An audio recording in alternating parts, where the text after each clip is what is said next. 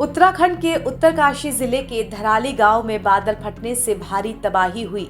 ऊंचाई वाले इलाके में बादल फटा जिससे खीरगंगा नदी में सैलाब आ गया।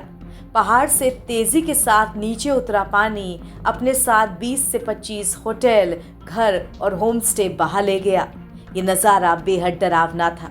धराली का मुख्य बाजार पूरी तरह से तबाह हो गया। प्रसिद्ध कल्प मंदिर भी मलबे में दब गया।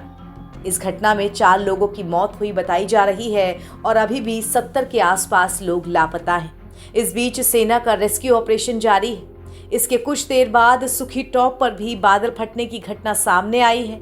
इसी के बाद सीएम पुष्कर सिंह धामी ने तत्काल संज्ञान लेते हुए आपात बैठक की और हर संभव मदद की बात कही।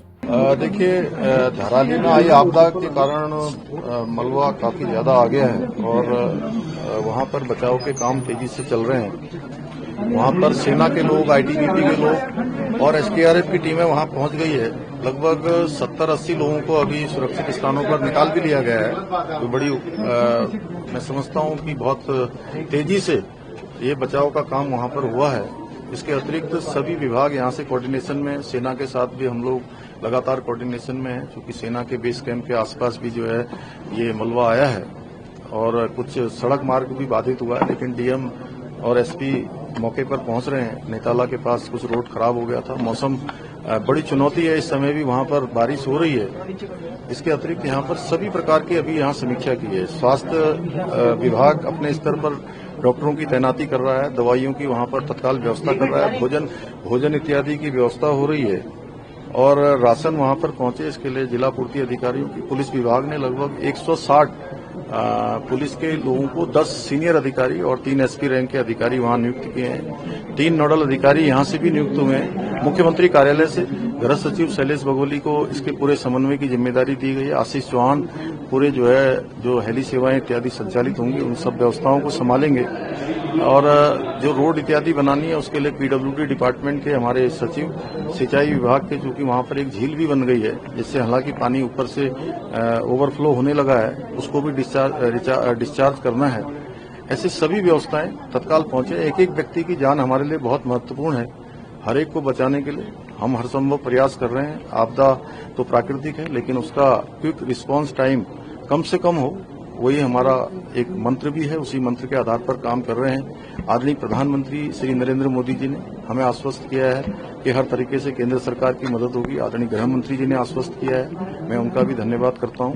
हमारा प्रयास है कि कल सभी प्रकार की जो है सेवाएं वहां पर सुचारू रूप से हों। बिजली विभाग और ऊर्जा हमारा उत्तराखंड जल विद्युत निगम दोनों मिलकर जो वहां पर अभी बिजली को रिस्टोर करना भी हमारी प्राथमिकता है। आज रात तक वो हो जाएगा।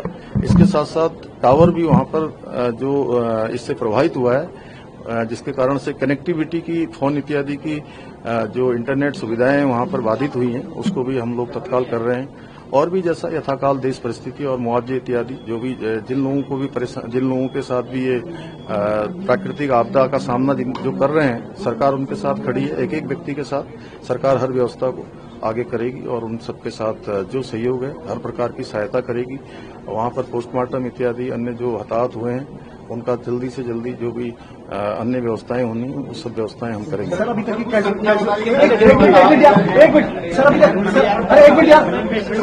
कैजुअलिटी रिपोर्ट हुई है? कितने लोग फंसे हुए हैं और जब फंसे उनको निकाल रहे हैं? देखिए, अभी तक 70 लोगों को हमारे उस गांव से, वहां से, उस नगर से निकाला गया है और सभी लोगों को निकालने की कार्रवाई हो रही है। सुरक्षित स्थानों पर उनको पहुंचा दिया है। सभी इस प्रकार की जो व्यवस्थाएं वहां पर सेना और आईटीबीपी और एसडीआरएफ के लोग मिलकर कर रहे हैं।